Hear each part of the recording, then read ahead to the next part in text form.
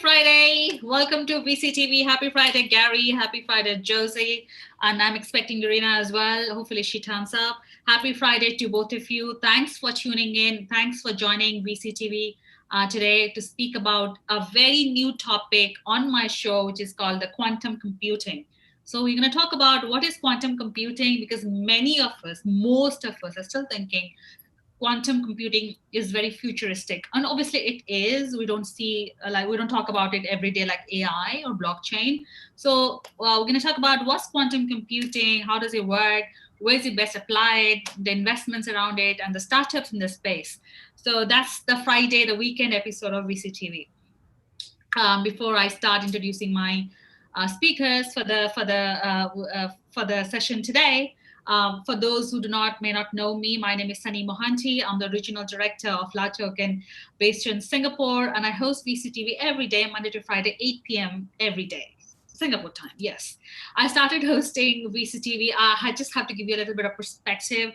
I started hosting VCTV since March this year because of the coronavirus pandemic. We were not able to travel to the US and the Latin America for the road shows. Hence, we had to very quickly move everything online. The same platform where we connect people, investors, entrepreneurs, because founders are looking for investments and investors are looking for good startups to invest in. So that's the whole idea.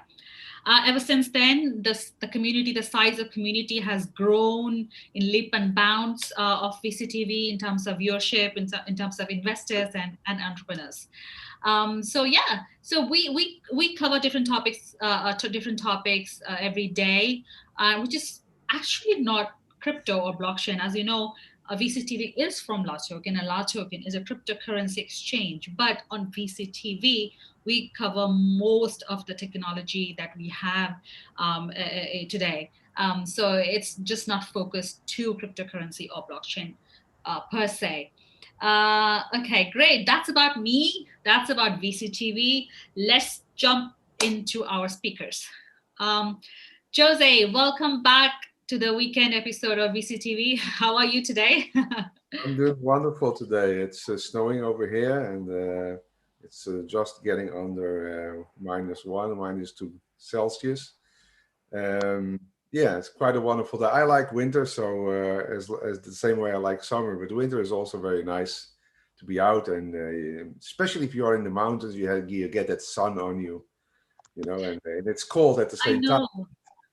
I miss snowman, making snowman and making playing with snow. I haven't seen snow in a while ever since I moved to Singapore. So yeah. Yeah, it's good, but in Singapore you have other things. It's like humid, right? Yeah, but winters at the time where I really want to experience the chill, the cold, the snow, the white Christmas. As you rightly said, I love the white Christmas sort of winters. But yeah, what can be done? So Joseph, please help introduce yourself for those who may not know you. I'm Jose Grasa, serial entrepreneur. I've been working in brand building for a very, very long time, more or less like 40 years. I had several brands in several areas, in clothing, in automotive, like bicycles, in shoes, in alcoholics, like beer, you name it. And eventually because I studied economy, finance and statistics, and all the companies I was always developing our own internal software to mix, let's say, sales with management.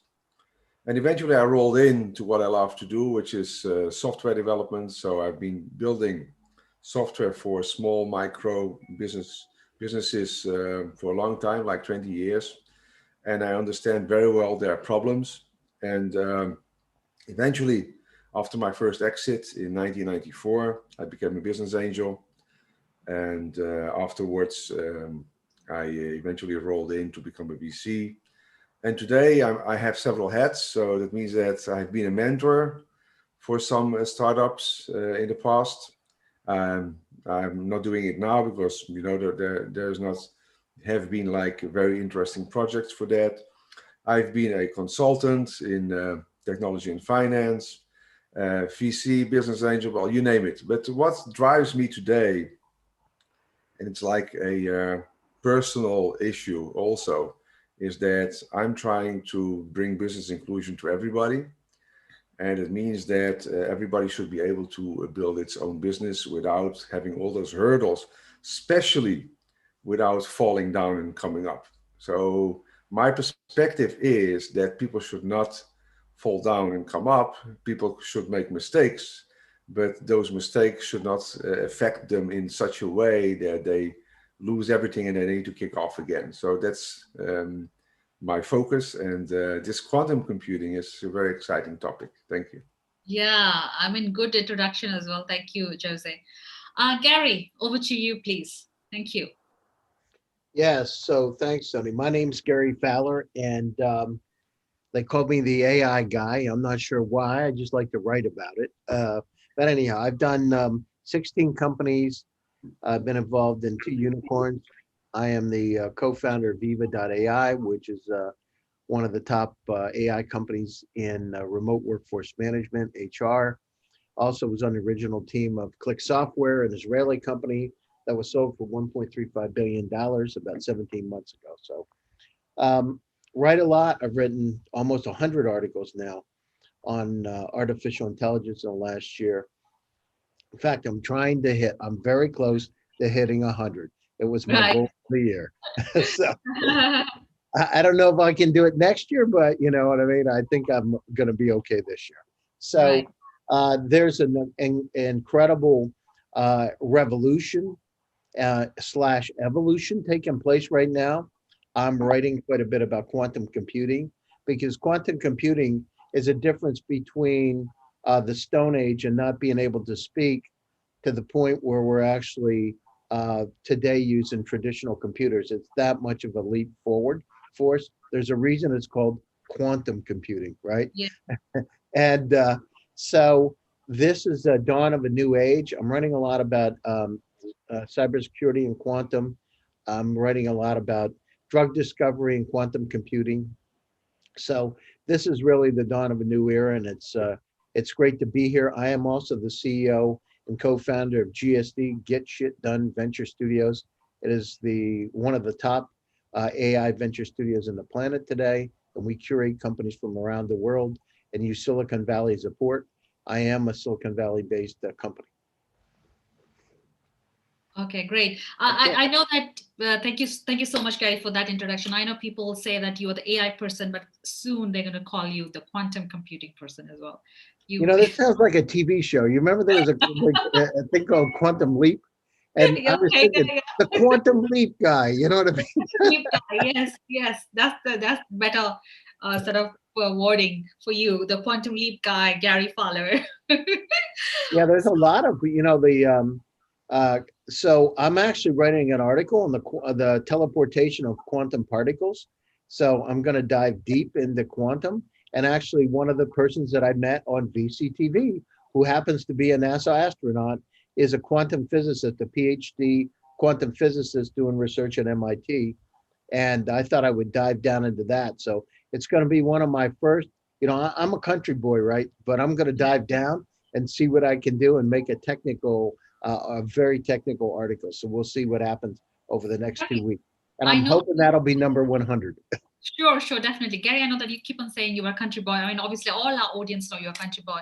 How does that make a difference? I mean, you are Because you keep it simple. When you're in a country and you look down the pasture and you see something that's black and white and it's a pretty good size, there's a high probability it's a cow. You know what I mean? It's like simple things. If there's something that's got a long tail and there's somebody on its back, it's most probably a horse. Although in my place, sometimes people would be a little kooky and jump on a cow, right? But for the most part, it's going to be a horse. If something barks, it's a dog. If something quacks, it's a duck. It's just simple things. You know what I mean? It's right. keep it simple. Keep it So simple. yeah, and that's how life is. It's like if you keep it simple and you have some happiness, by the way, Sonny, in your life, life becomes a lot fuller and a lot more interesting and precious. I got that rational now. Thank you so much, Gary, for explaining. So Sure, anytime. A duck is a duck. Okay, great. I mean, good to laugh on a Friday. I mean, we're finishing off the week anyway. So yeah, good. Thank you so much. So yes, I'm very much interested to know what is quantum computing. Yep. How does it work? How is it best applied to? And the investments, the startups in the space, how can they raise money? Who are these startups? So a lot of questions I myself have in my mind. I would like to start with Jose first, then I'll move to Gary.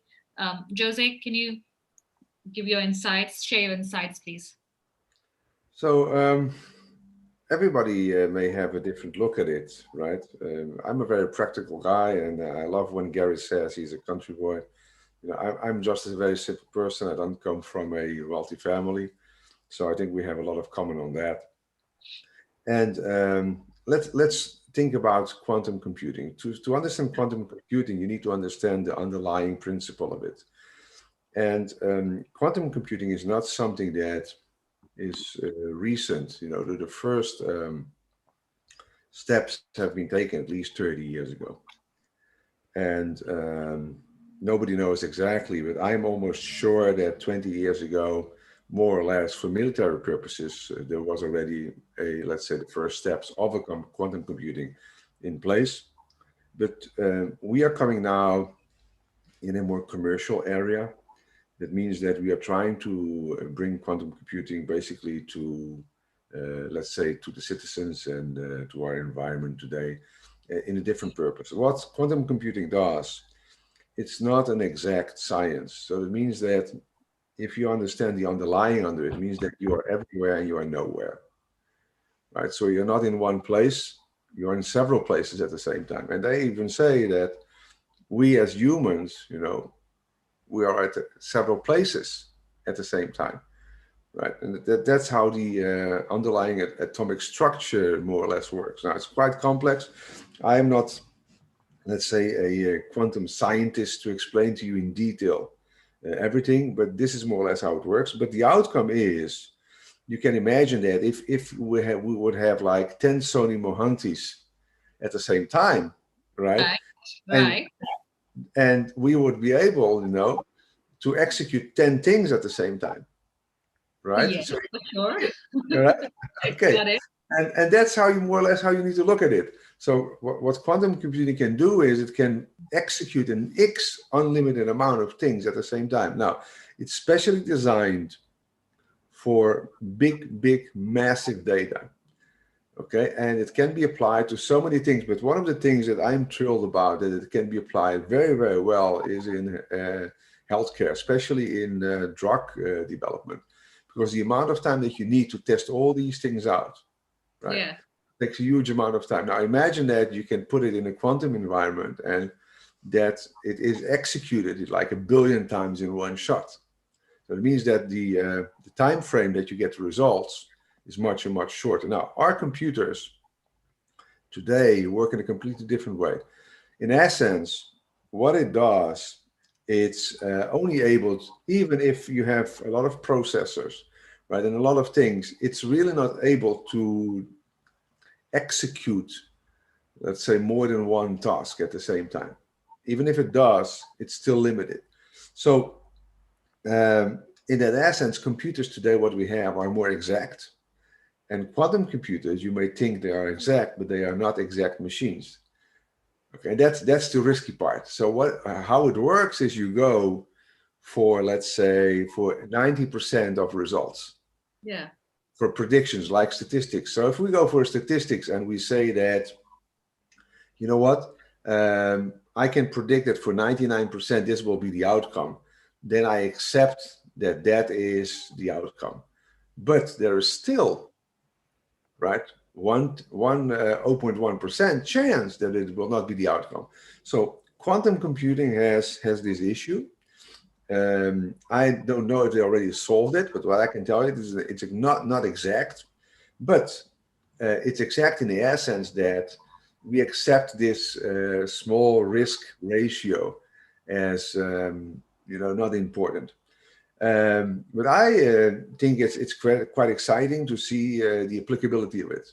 Okay. Yeah. Also, Yeah. in what we are doing, like the business inclusion, and we are trying to develop a new type of new generation of entrepreneurs. And that new generation of entrepreneurs, what they need to do is make decisions, no executions, at least as minimum as possible. Then definitely quantum computing is a big, big step forward, because suddenly they have an immense power on their hands. Right? I can tell you one thing, and this is really true.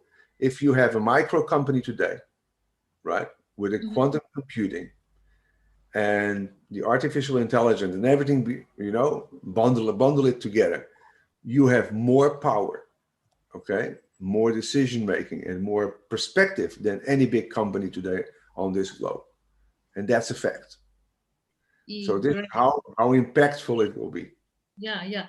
Because you just give an analogy of like me having 10 clones of Sonny Mohanty, like, or a Jose. So it's basically about the speed. Is it because of the processing power? Are you talking about that? It's not about the speed, it's about simultaneous execution. Imagine the following. You have a team, right? Let's look at the globe. So in our Earth, we have like 7.6 billion people. Okay, now you give them a task to 7.6 billion people, and they execute all at the same time, right?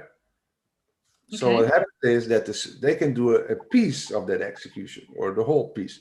But what happens is if you spread it out over 7.6 billion people, the computer power, the computing power behind it is 7.6 billion people. Now give it to one person, right? And he is 7.6 billion people less powerful, because there's no way. In a company, it's the same. So if you look at a corporation, right, and you have a one-man show, one guy needs to do everything, but they have a corporation that has 1,000 men working. That means that the CEO, in essence, doesn't do anything anymore. He lets the 999 guys work and he manages them, right? And he gets the results. Now, quantum computer, you can look at it more or less in the same principle. So if you take a corporation of 1,000 people or a one-man show, Yeah. right? You understand it's much harder to get to any results alone than you get with 1,000 people. And that's how you need to see it. Got it. Got it. Getting there. Thank you, Joseph, for explaining it so nicely in a simple way.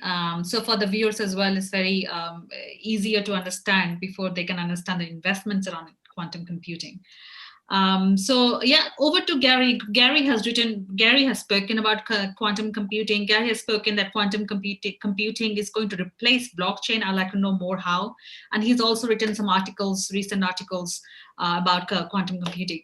Gary, over to you, please. Yeah. So, I mean, Jose is right on target with it. So, today we use traditional binary systems. So quantum computers this evolution is totally different. I mean, it's called qubits. So, and I like the explanation when you keep it simple, that if you have 10 Sonny Mohantes, I like that. I have to start using that more often.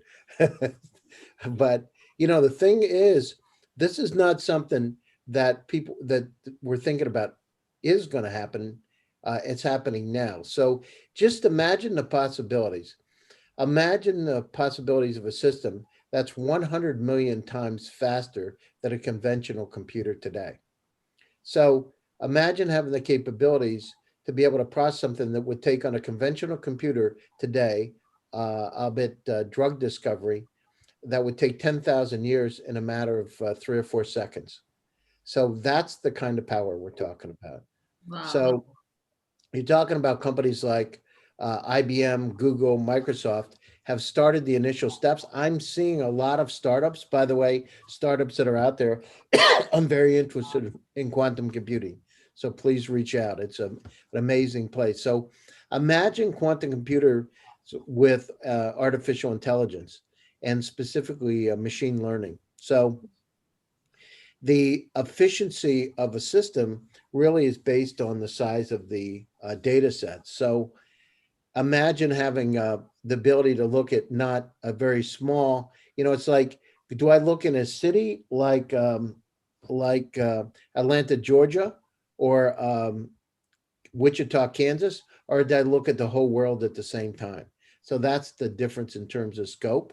So you're using better, richer data sets to be able to train machine learning models a lot better. And by the way, I just was involved in a research project in Europe on talking about AI and now quantum computer for the top pharmaceutical companies. So just FYI, that Pfizer just came out. Now, this was not on the quantum computer side, but this is the beginning of that evolution.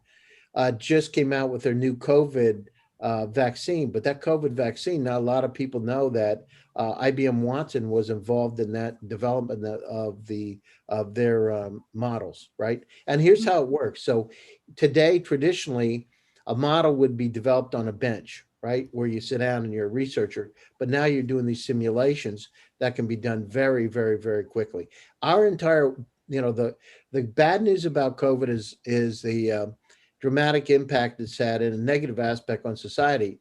The good news about it is the digital transformation and how things that were going to take another 10, 15, 20 years have really speeded up. So it's an incredible time. So let's look at, what are some of the advantages of quantum computing? So, and this is, now and in the very near term. So, systems are really limited in amount of the data that any one person can use.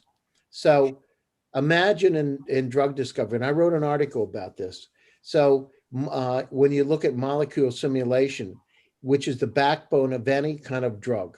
So quantum computing really pushes the boundaries of the research by allowing to be able to do incredible diverse simulations that test these interactions, the interactions between the human body and the drugs. And so imagine the clinical trials that we're doing today, all the things we're doing by hand, if you will, being able to be done not in years, but in seconds. That's where this thing gets really incredible. So imagine being able to use things like MRI and to be able to make them a lot more accurate. Imagine the impact with things like computer vision for diagnostics. So this is, and then imagine in finance. I mean, the good news, Sonny, that it's coming, it's going to help us out in a lot of ways. But my next article in Forbes is quantum computing and cybersecurity. And when you got a system that's this good, Yeah. you better have another one that's that good at making sure that one doesn't get into your stuff, right? Yeah. Yeah. So quantum computers get in the hands of the bad people. So it's going to redefine everything, every part. So from finance, from healthcare, marketing. Um, Imagine being able to super hyper personalize to be able to look at exactly what that customer wants, uh, and account more importantly what that company that customer needs based on understanding their entire profile across the entire every piece of data that's available on that person, which is not done today. So, and I just came up with a thought. I mean, yesterday I did my presentation with Homeland Security and the district attorney in New York and all that about facial recognition. Now I'm thinking about for bringing kids home. Imagine being able to use quantum computers in that. I didn't even think of it. So this is another. I'm going to write an article about it because this is really good. It just so thanks for the 10 Sunnies because that's how it came up, Jose. Okay. And Thank you. I just have a question, Gary. But how blocked? Okay, I see a lot of synergy or a lot of collaboration between AI and quantum computing. But blockchain technology and quantum computing, are they complementary? Are they going to collaborate or are they going to I fight? mean, because what is the core value of blockchain, right? It's Yeah. unbreakable, quote unquote unbreakable, because of the digital records, the ledgers. Yeah. And it's spread out, decentralized around the world. Yeah. Um, so that security that the blockchain has really relies on, the growth and transformation. And in fact, I wrote an article about this. And so if computers and the machines completely shift, blockchain's key values, right, becomes questioned. And here's why. So in quantum computing, any device that uses the principles of quantum is using it to perform calculation. Well, traditional computers with traditional machines use binary, as I said, right? So 0, 1, and then you got qubits on the quantum side. Quantum relies on qubits, can be 0, 1 at once, right? At the same time. It's like schizophrenia.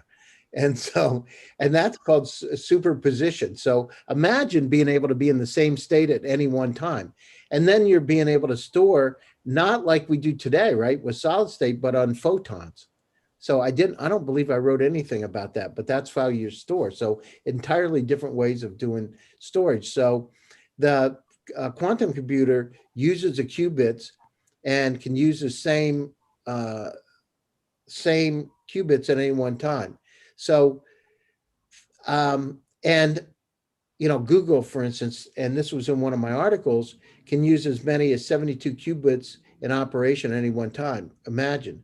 So how complex that is. So, it's not just we're in it's almost like Star Trek, right? We're in the world existing in a state, multiple states at any one time. Yeah. So the um the problem is, again, with cybersecurity and blockchain, there's really, the systems across the board, right, are going to be able to be hacked very, very easily. So we've got with quantum computers, you're accelerating the operating speed. You're also the imagine being able to attack any one system in the cryptography and encryption, because you're able to do it instantly. So imagine 10,000 years to solve a problem in 3 to 20 seconds. So, Yeah. there aren't a lot of combinations that's going to be able to hide. There's not encryption. They're saying there's quantum proof encryption. I don't think so. It ain't going to happen. You know what I mean? At least in the foreseeable future, because they're operating so fast. So this is where, so I write about the blockchain's really obsolete. It is gone against quantum. And what we have to look at society, it's not a step-by-step approach, is what's in its future, because you don't want to, it's like at the turn of the 20th century, and you've got a horse and you're saying, I'm going to get the fastest horse in the world, and that's going to be my horse. And at the same time, your neighbor's got a new Ferrari. You know what I mean? It's like, what's wrong with that picture? Right. So that's where we are. And what we don't want to do, this is our logic, right, Jose? This is a country boy logic. So it's very simple. Do you want a Ferrari or a horse? If you're not in the Kentucky Derby, you want to have a Ferrari, right? That's correct. Yeah. So that's basically it. And, so they call it quantum supremacy, which is a notion of quantum computers being able to just perform actions that traditional computers just are not capable of because of the massive amount of data sets. So one of the examples that I've given is Google has said that their computer is called WAS, right? Like WAS. Not like Wozniak, but I think, you know what I mean? I think it's not, I think it's probably, it's able to perform a task in 200 seconds. And this is the documented part, 3 minutes, 20 seconds. So this is the one that the supercomputer, this is an actual test that would take 10,000 years. So it is a controversial topic, but listen, if we're reaching for the stars, we're doing things like, can we go through a wormhole, as Stephen Hawking said? What kind of life is out there and other planets? Remember, Sonny, they're in our Milky Way galaxy. There's 6 billion Earth-like planets, which means they're close enough to a star. They're in a Goldilocks zone where there could be life, but there are 200 trillion estimated galaxies in the universe. So, if we got 1,200 trillion Earth-like planets, I mean, and we're going to be exploring. We cannot stay on the Earth forever based on, in 4 billion years, it won't exist, right? So, I think we better start thinking about, getting out of town sooner than later, and, look to the stars and how do we get there? how do we live longer? I can envision a time, by the way, based on having this incredible AI and quantum computing. I was involved in a project at Stanford with some Stanford professors and my MBA students from Russia. And our project was living to 120. But quite frankly, I can envision like physically being able to live to 150 to 200 and then not, within the next 50 years to 150. Literally, it's moving that fast. So and quantum just allows us to be able to do those calculations. Imagine being able to take the negative nasty genes out and also the aging process, like crabs, right? They're able to regenerate themselves. Imagine being able to go beyond and figure out what creates aging, cell decay, and to be able to counter it. And actually, it's like Ponce de Leon in a Fountain of Youth, being able to turn it into some way to be able to live a lot longer. Look at stem cells. There's incredible research being done in stem cells on conventional computers today. So a friend of mine he's been playing tennis a long time, in incredible shape, but he had problems with his hip. They said he needed a hip replacement. They did stem cell work on him, and in 6 weeks he was playing tennis again. So, and they harvested his own stem cells. So this just gives us a way to do research at such an incredible rate to solve so many problems. But again, the danger is if uh, humanity has the good and bad. If the bad folks get a hold of this, nothing good is going to happen, right? Yeah. Because no bank's going to be safe, no credit card's going to be safe, nothing. There's going to be this quantum state everywhere. So Wow. it's going to be interesting. Yeah, and picking where Gary left before we go to the next question, I think Yeah. there are two things that are very important that were left out, but more or less were touched in the whole speech. Is the following: once we are able to control this technology, this quantum technology, really control, right? Because now we are really at the beginning. We don't control it. Then we are basically taking the first steps into artificial life. That's really the case, because if you're able to dig deep into that molecular structure down deep, and Gary said quite very well that you're going to store data in photons, etc. That's a completely different ball game than storing data on a hardware drive. It's completely different. So once we are able to manage that technology properly and it gets very mature, then definitely we are facing something which is artificial life, and we could even think about more crazier things that even put to the future our own mindset somehow. It's a very long future thinking. The Yeah. other thing, Oh, go ahead, Jose. Go ahead. yeah, the other thing is that the only way, Yeah. right, Yeah. that we are able to do planetary travel is not the way we're doing it right now, and the only way you can do it properly is by bending time. Okay, so we don't know exactly how to do it. What we say is that if we bend time, right, then it's like jumping, or instead of jumping in over the valley, Yeah. right, you push the valley through you, towards Right. you. So you have one step, and that's it.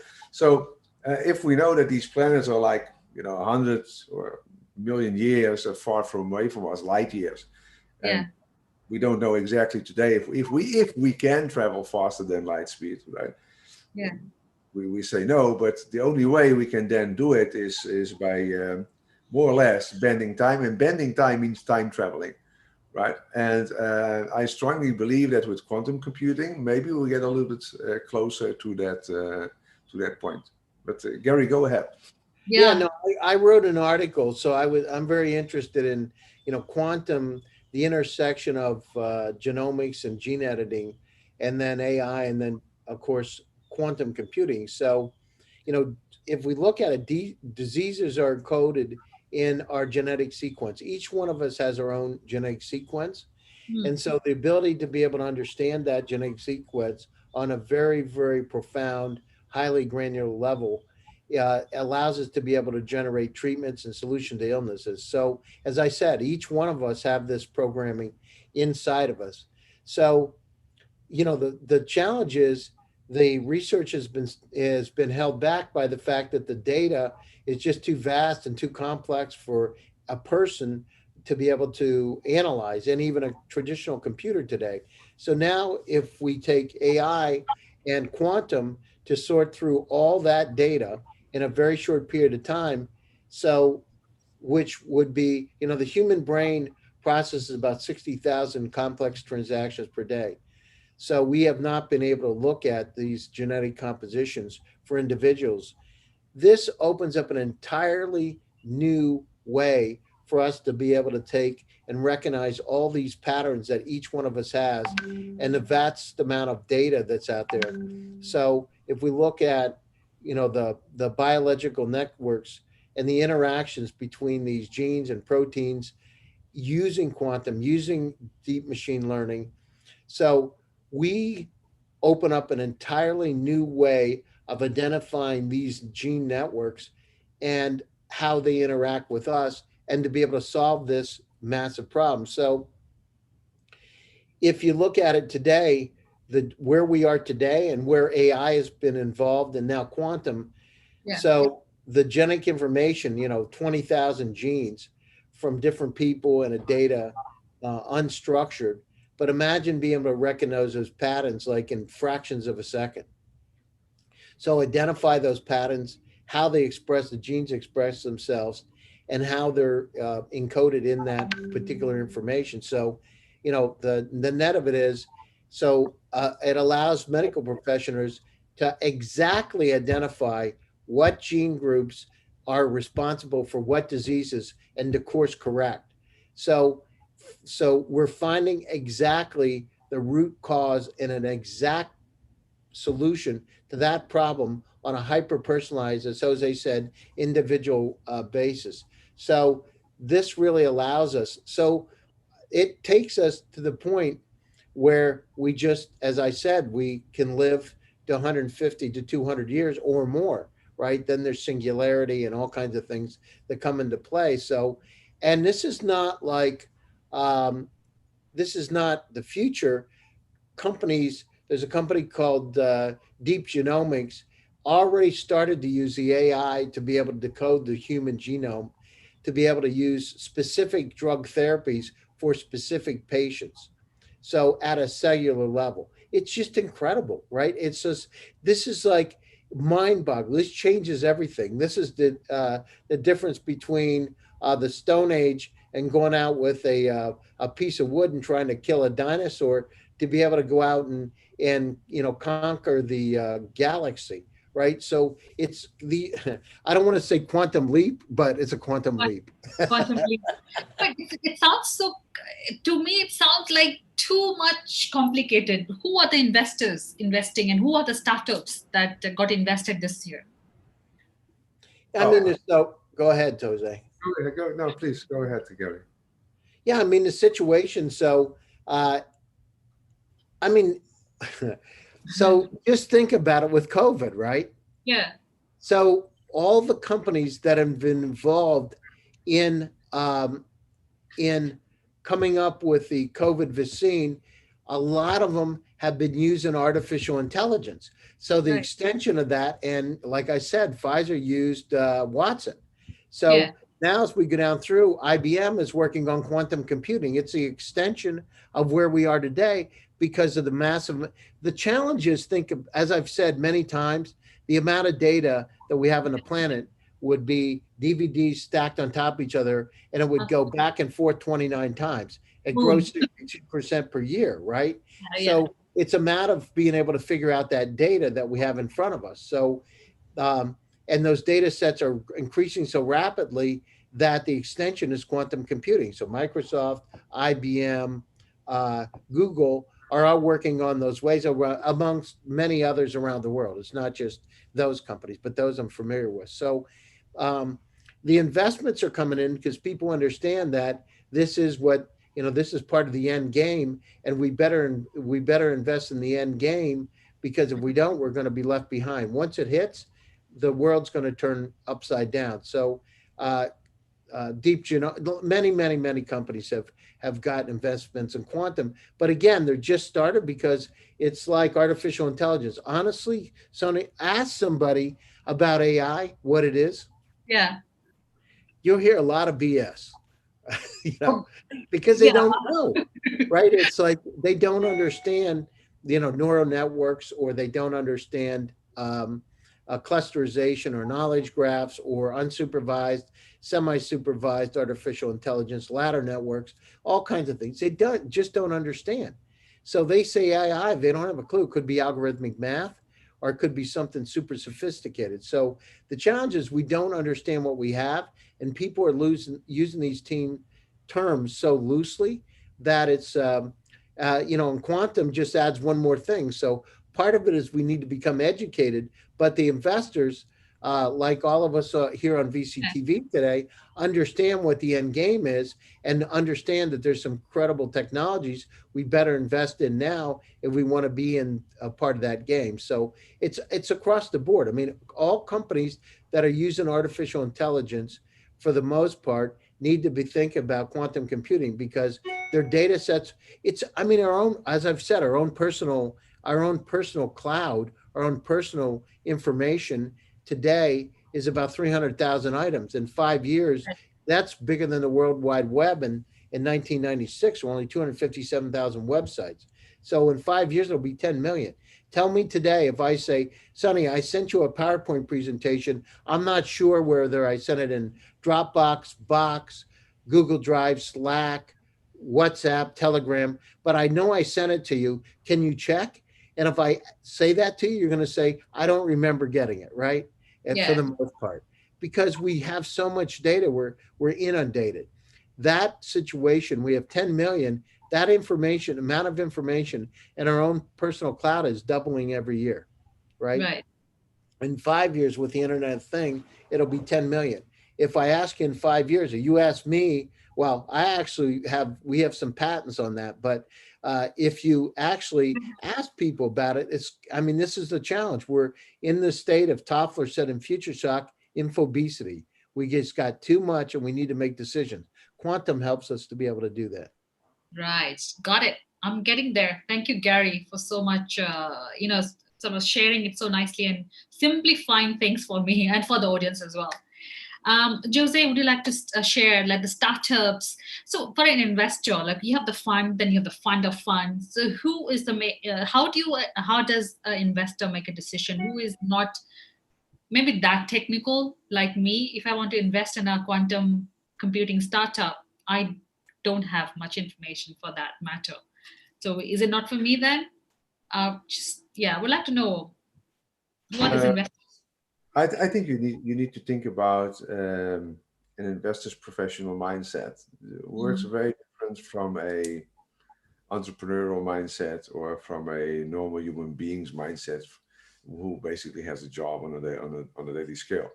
So a investor's mindset works on based on getting the results, and results means multiplying your investment an X amount of times. Right.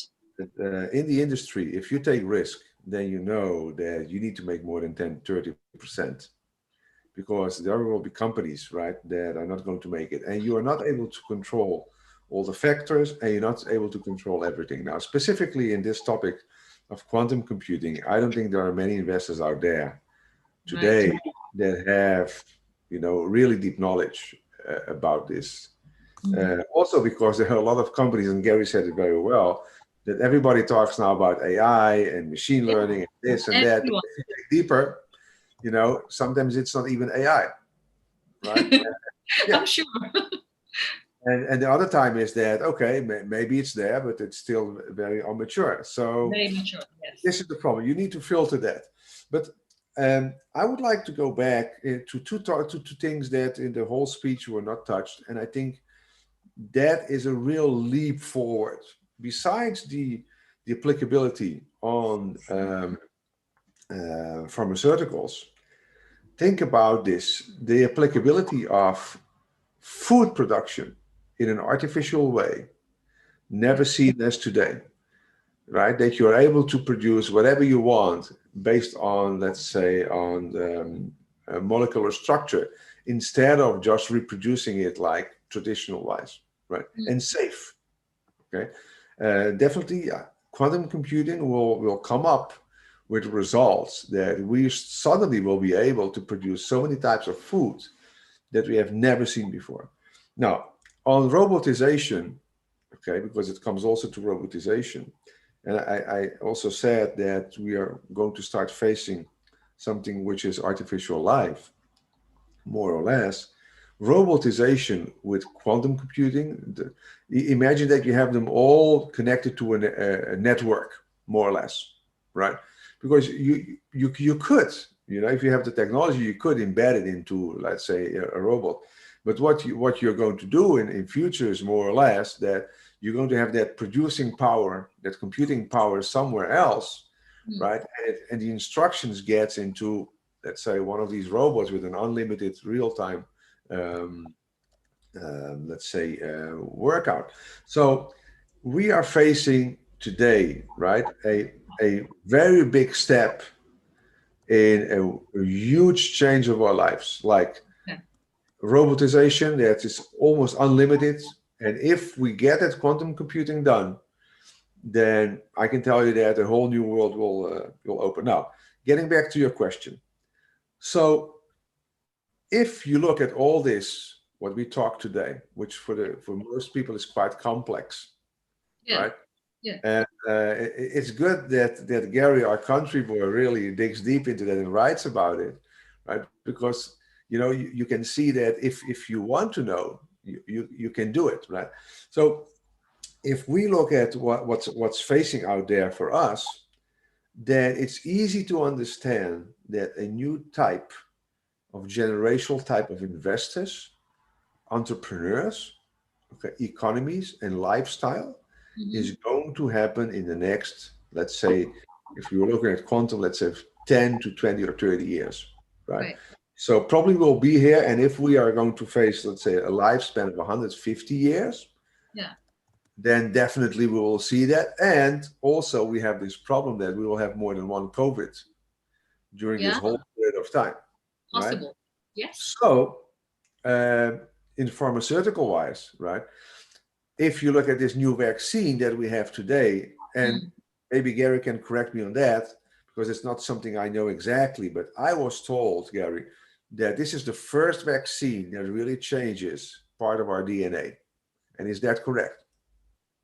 Honestly, I don't know. Right. I don't want to tell you a bunch of BS because I honestly, I don't know. I mean, I, Okay. I No don't worries. know. I only know about the drug discovery part of it, but I don't know. I didn't dive in, but I mean, I can. Jose, dive in deep on it, but I don't know. I don't want to tell you something that's not true. Great. No worries, no worries. We have got much information for people to digest for this session. Thank you so much. Just conscious of the time. It's a Friday, and obviously, we want to just relax a little bit. I know people work over the weekends. So, closing remarks, Gary, and your best moments on VCTV before we close the show. Thank you. Well, I have a moment coming up. So right after this call, because Yes. of VCTV, I have a call with Richard Branson's partner in Virgin Wow. Galactic. So Ooh. actually, one of the wealthiest guys in Europe is on, and because of that, so there are many. Seeing you and Jose has been, and Carol have been amazing for me. And this is really the dawn, as I've said before. AI is the new electricity, Yeah. data is the fuel, and 5G is really the turbocharger. But quantum takes us in a multi-dimensional universe. So it's going to change everything. So I'm really excited about it. Any startups that are out there, I'm deeply interested in quantum computing and Right. artificial intelligence. So if you got some really cool stuff, you can contact me. You can get me on LinkedIn. So Gary Fowler on Twitter, Gary Fowler, or send me an email, gary@gsdvs.com. I love to talk to you about it. And I am going to have one of the top NASA scientists who I did meet, or NASA astronauts that I met here on VCTV, who's a quantum physicist on my show too. So we're going to dive into it way deeper than the level that I can. You and Jose may be able to, but this for me, it's going to be to have he says, my research at MIT is a teleportation of quantum particles. So I'm interested. It sounds Star Trek-ish, right? All quantum leaping. Yeah, Quantum yeah, leaping. there you go. Thank you so much. So startups, Gary is deeply into quantum computing and AI, as you rightly said. So anybody who is looking to connect with Gary, feel free to do so. And as he obviously mentioned, where you can find him. Thank you, Gary. Jose, quickly closing remarks and your best VCTV moments for 2020. Well, my closing remarks today would go to what I'm looking for and for 2021. And I'm looking for new types of technologies. Definitely, we have been recruiting talent Yeah. for artificial intelligence and especially also for neural networks. Quantum computing would be nice, but I don't have a big foresee on that. You know, it's still very embryonic. For 2020, well, I think for me, just being here and meeting all these wonderful people that make VCTB happen, the panel members and the team of VCTB itself was quite a very positive experience, and it's like a family, you know, you embrace, and definitely a lot of very big brains are on VCTV, and that makes it very exciting. So you can find me on LinkedIn under the name of Jose Graca or on the Biz Money. And you know, I'm an open network worker, so please contact me for anything. Even if you think that you have a very nice project, I'm always looking for pre-seed and seed. That's All right. my focus. So contact me or click on the button here at VCTV.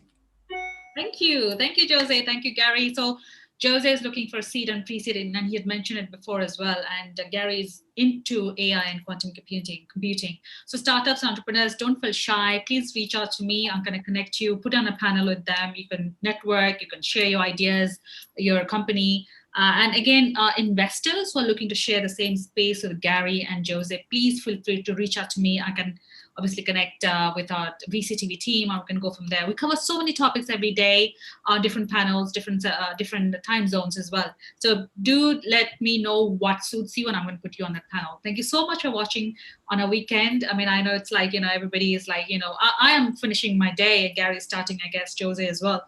So have a great Friday and have a great weekend. And I'll be back next week with another set of speakers, with another set of topics. Till then, watch VCTV. You can replay on YouTube, can replay from our website. And please feel free to reach out to me if you have to pitch your ideas to these investors. Having said that, have a great evening, have a great day, and stay safe, stay connected. I'm going to see you again. Bye.